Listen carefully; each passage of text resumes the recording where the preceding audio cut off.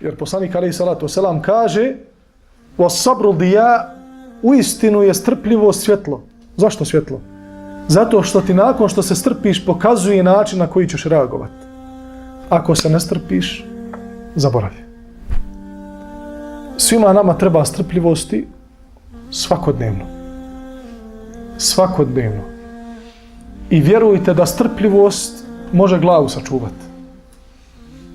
Pogotovo omladini se obraćam i kažem strpljivost može glavu sačuvati na ramenima. I dobro ćete znati kroz život što sam vam tu rekao. Neće se čovjek strpiti i da na kraju zažali. Nikada. Koliko puta će preletiti, požuriti sa odlukom i reće da sam Bodan postupio drugačije kada prenoći. Nikada ne donosi odluke kada si srdit. Nikad. Sačekaj nek prenoći, pa sutra reci, uradit ću tako.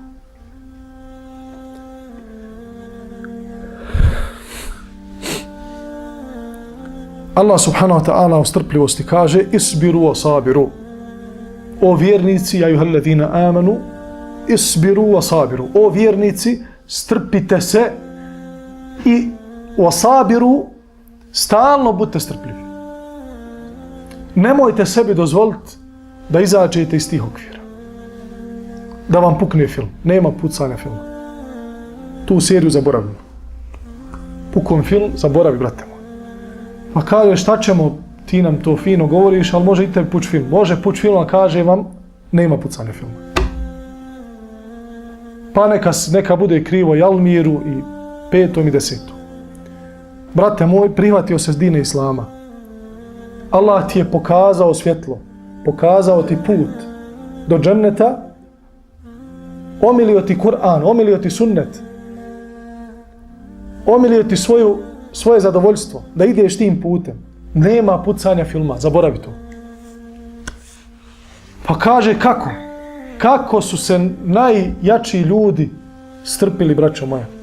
Ima li neko hrabrosti od vas ovdje da digne ruku i kaže ja sam jači od Omera radijallahu anhu? Nema niko.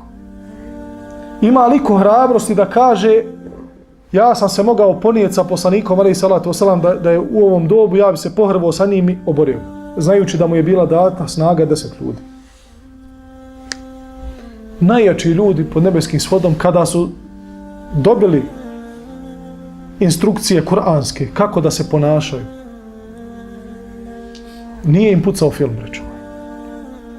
Bili su najstrpljiviji ljudi na ovom putu. Nisu prelazili Allahove zabrane. Držali se onako Islama kako Allah traži od njih.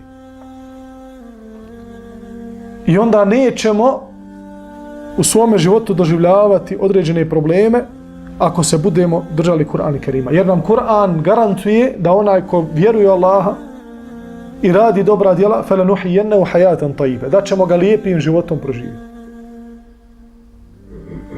Kako lijepim životom? Vjeruješ u Allaha, radiš dobra djela i onda će Allah dati da ti ako posiješ baštu, da će ona duplo roditi.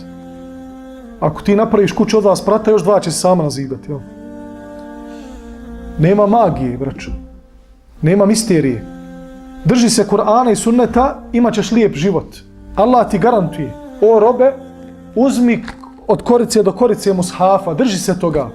I drži se praktičnog dijela Kur'ana, to je Muhammed sallallahu alejhi ve sellem, njegov sunnet, vjerodostojni, nećeš imati problema u životu. Allah će te sačuvati svega što te može zadesiti u životu. Pa u saobraćaju, nemoj ko što jedan brat izašao pa onda sreo svog dobrog erana koga je trebao da izlema.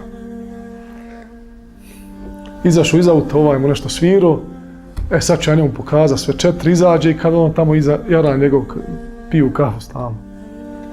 Nemoj sebi to dozvoliti. Nego, brate moj, strpi se na ovome putu. Inša Allahu ta'ala nećeš naći problema. Nećeš komplikacija, ni tuče, ničega. Ako izađeš iz okvira onoga čemu te Kur'an vodi, onda se ne garantuje ako ti se nešto desi.